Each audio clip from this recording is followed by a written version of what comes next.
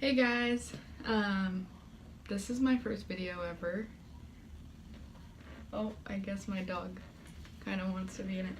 Anyway, I wanted to start a vlog to kind of talk about infertility. My husband and I have been trying for a baby for a while now, and we are having a really hard time. I've seen a lot of vlogs online and stuff, and I just like the thought of sharing my story and giving hope to other girls, or if not hope, maybe making them feel less alone. I am petting my dog. This is one of my 3 dogs. Her name's April. Anyway, just want to let you know what I was doing. So, my husband and I met in high school. We started dating in 10th grade. Right out of high school, we got married when we were 18 because he decided he was going to join the Army. So we thought, well, if you're going to join the Army, the only way for me to go with you is if we're married. And I mean, we loved each other too. I didn't just get married because he was in the Army. So after that, he got stationed in Fort Hood, Texas.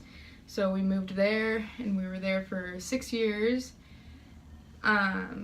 And that's where our journey to try to get pregnant kind of began. He went to Iraq and Afghanistan, and he was ready to have a baby super young. Pretty much when we were like 20 or so, he's like, oh, let's have a kid. And I was like, no, I'm not ready yet. Let's wait a while. But then when he left for Korea, I think we were 23, maybe 24. I think 23. When he left for Korea, I was like, okay, when you get back from Korea, we can have a baby. So he left for Korea. I got off my birth control. He was gone for like, I don't know, 6 or 7 months or so. I started buying tons of baby stuff. I bought like clothes, diapers. I was like, oh, you're gonna get home. It's gonna happen so fast. Yeah. So like I was stocking, like every single month I was buying diapers. I have so many diapers, it's ridiculous. Well, I'll show you that later. But he comes home from Korea and we start trying, and needless to say, it doesn't happen right away. And of course you start feeling like it's never gonna happen. And then we were trying for 2 years, and then he got stationed to Alaska. So we moved to Alaska, and then he got out of the Army. So we were trying that whole time. When he got stationed in Alaska, I say a lot. I'm a newbie. When he got stationed in Alaska, he decided he wasn't going to re-enlist. So this is like a 7-year span, you guys, from him being in the Army. So he got out of the Army, and we decided that we were going to move back to Texas because we own a house there. So he gets out of the Army, and we decided we're going to come visit our family in California because this is where we're from, Cali. So we come to Cali, and while we were visiting in Cali, which we drove from Alaska to California to visit family, and then we're going to drive to Texas because all of our stuff from our house got sent to Texas. The Army moved our stuff for us. So when we were in Cali, I was 5 days late on my period, which never happens. So I decided to take a pregnancy test. And I remember I was in Motel 6 alone, and I was like, I'm just gonna take this test. So I took a test, and it was positive. And it was like the happiest time of my life, let me tell you. So it was positive, and I was pregnant and happy, and finally it happened. It took us 2 years to get pregnant. So it felt like it was never gonna happen, and it did. And it, happened when I least expected it. When I was when I was not really thinking about it. So we decided that, I decided that since I was pregnant, I wanted to stay in California with him, of course, because our families are here and I didn't want to raise my baby in Texas where we don't really have family. So I told him, hey, I'm pregnant, and on top of that, I don't want to move back to Texas. And he was just kind of like, he was super happy about the pregnancy and really shocked about the Texas, or the staying in California. So that was a big headache. He had to like drive to Texas, pick up all of our stuff, haul it back over to Cali, but here we are in California still. Anyways, back to the baby. So things were going good. I decided not to do the testing, the genetic testing, because my doctor made it seem like it was really kind of time sensitive, and I didn't really have a lot of time. I was grooming at Petco at the time, and my schedule was always crazy, so I decided not to do it. And my doctor kind of assured me and said, you know, you're young, I doubt anything's wrong with your baby, and if you don't want to do it, don't do it. So I was like, okay, I'm not going to do it. So then, sorry, I'm trying to like recollect all of it in my head, and it's hard to place like dates and times. I'm not really good at that, so bear with me. Fast forwarding, I go to one of my appointments and I just knew there was something wrong because, you know, the tech was like looking at my ultrasound and she wasn't really saying much, and then some other girl came in and they were kind of whispering to each other, and I just knew right there and then that something was wrong. So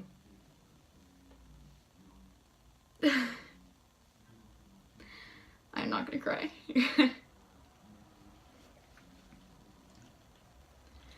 So,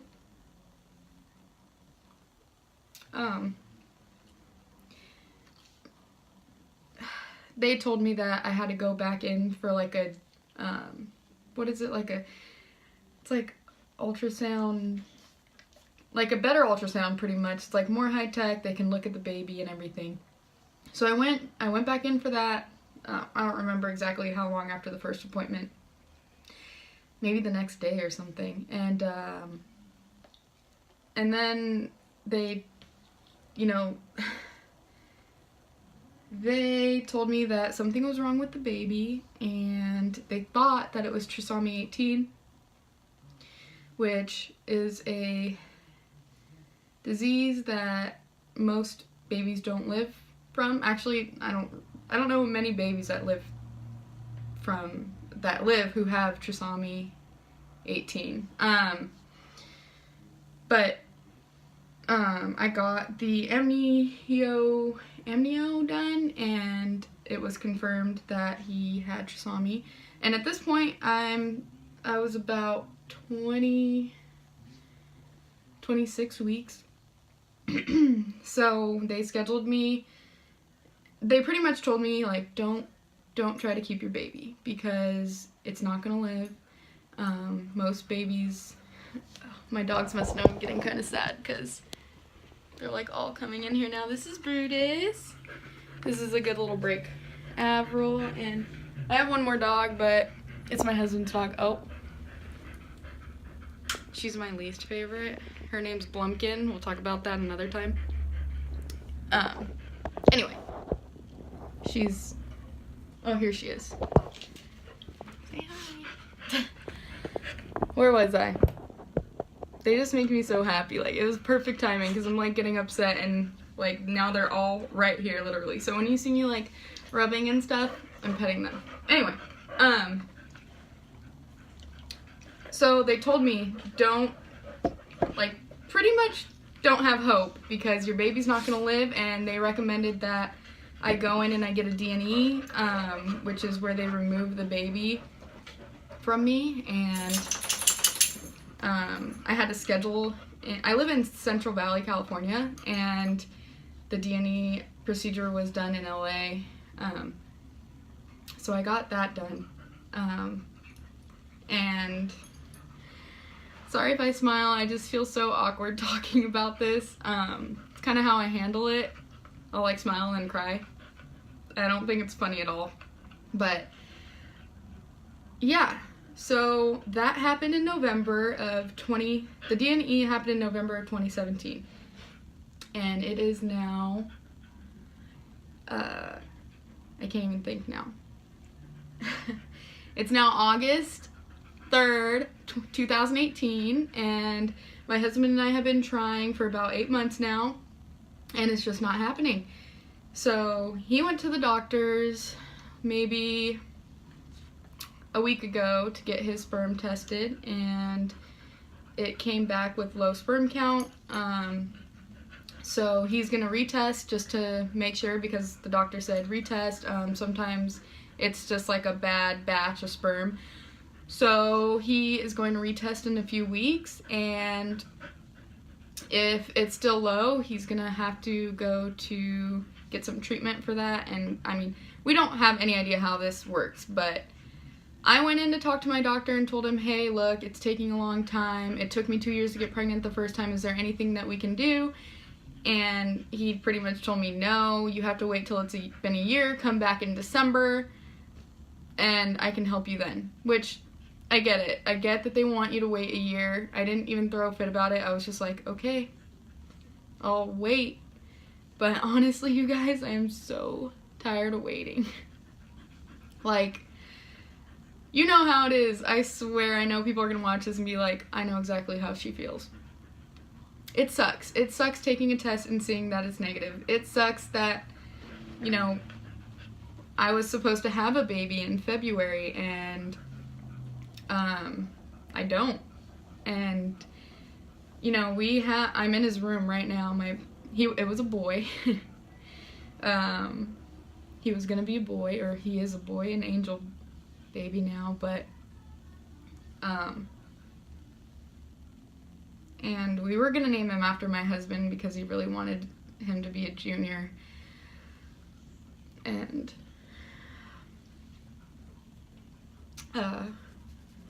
but yeah, so we're trying to have another baby, even though it's taking forever. I'm just like, I mean, I've been watching a lot of videos on IUI and IVF and stuff. I mean, I'm not really sure exactly how it all goes down, but I'm like, I will do whatever it takes. Like, give me the stuff, twins or not. Like, just help me get pregnant.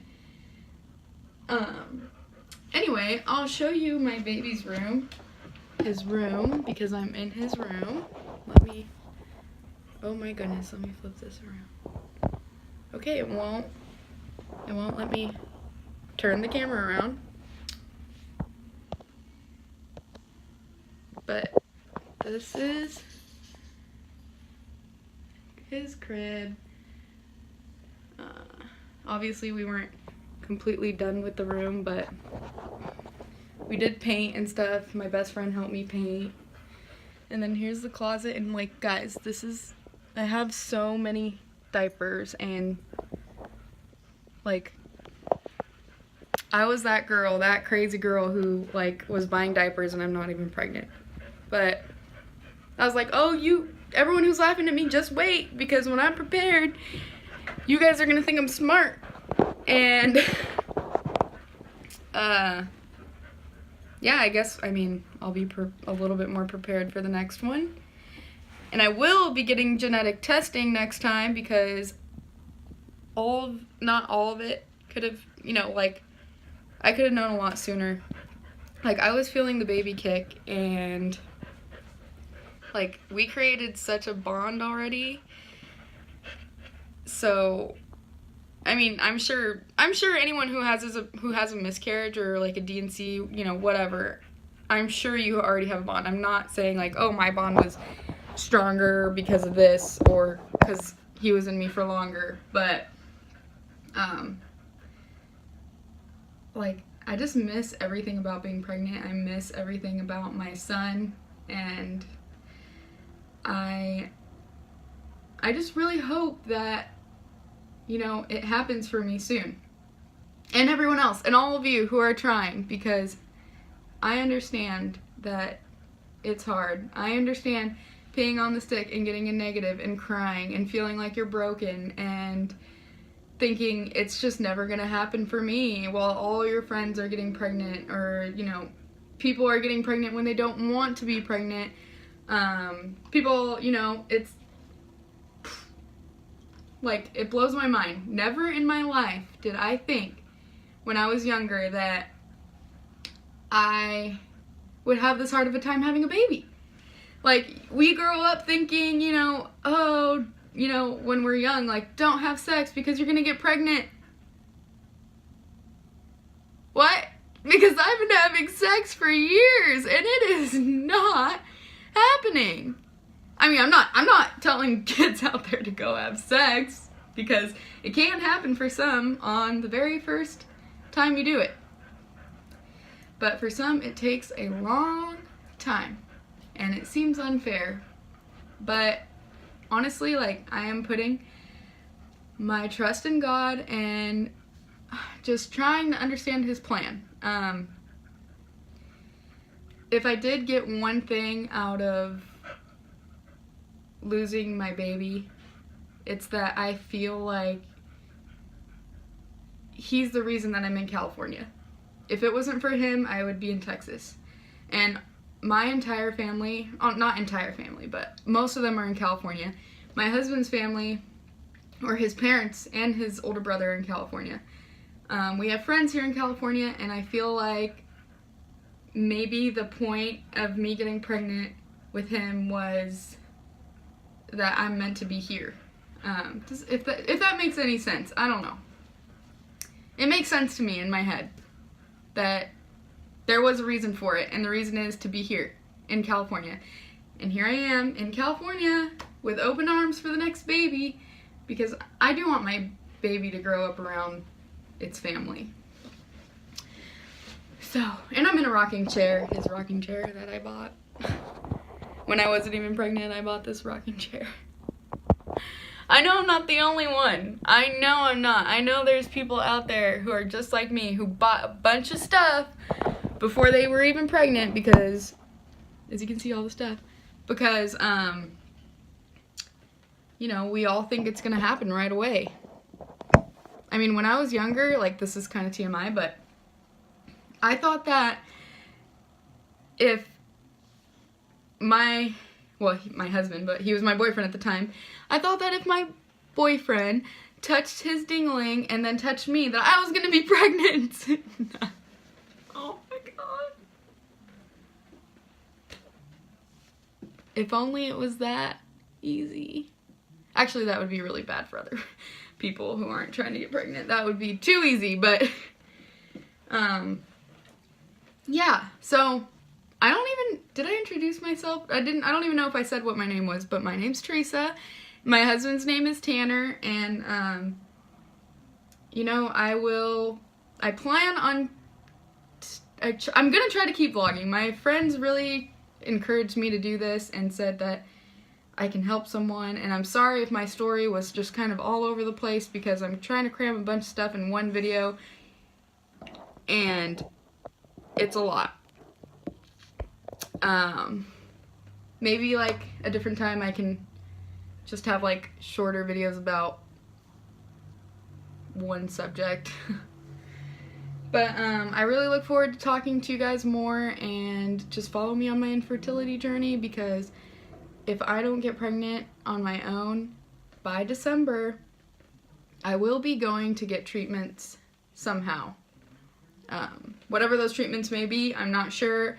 IUI, IVF, you know, whatever the doctor recommends, I will be going to see a specialist, because I'm not going to put this on hold any longer. By the way, I'm 26 years old. Just leaving out key bits of this video. And I'm not getting any younger, so